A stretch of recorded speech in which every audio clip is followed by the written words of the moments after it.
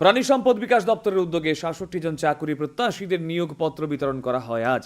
আগরতলার গোর্খাবস্তি প্রাণী সম্পদ বিকাশ দপ্তরের কনফারেন্স হলে আয়োজিত এক অনুষ্ঠানে ভেটেরিনারি ডাক্তারদের হাতে নিয়োগপত্র তুলে দেন দপ্তরের মন্ত্রী সুধাংশু দাস। সততা, নিষ্ঠা এবং দায়িত্বের সঙ্গে কাজ করতে নবনিযুক্ত ভেটেরিনারি ডাক্তারদের প্রতি আহ্বান জানান তিনি। পাশাপাশি তাদের সহায়তায় দপ্তর আরও অনেক উন্নত এবং শক্তিশালী হবে বলেও তিনি তাঁর ভাষণে জানিয়েছেন।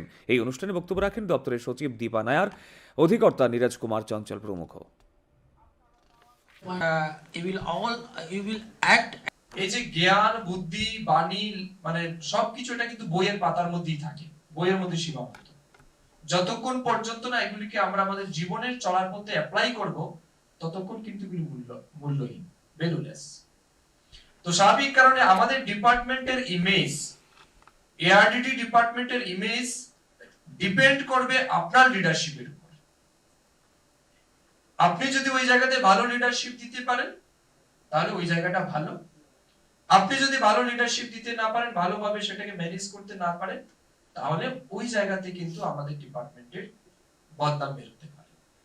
তো আপনারা কাজ করার ক্ষেত্রে আপনাদের টাকা পয়সাও যাবে আপনাদের কাছে, বিভিন্ন বেনিফিট আপনাদের কাছে যাবে, অনেক সুযোগ সুবিধা আপনাদের মধ্যে থাকবে। সেই জায়গাতে আপনাদের resilience and perseverance is most required for the department.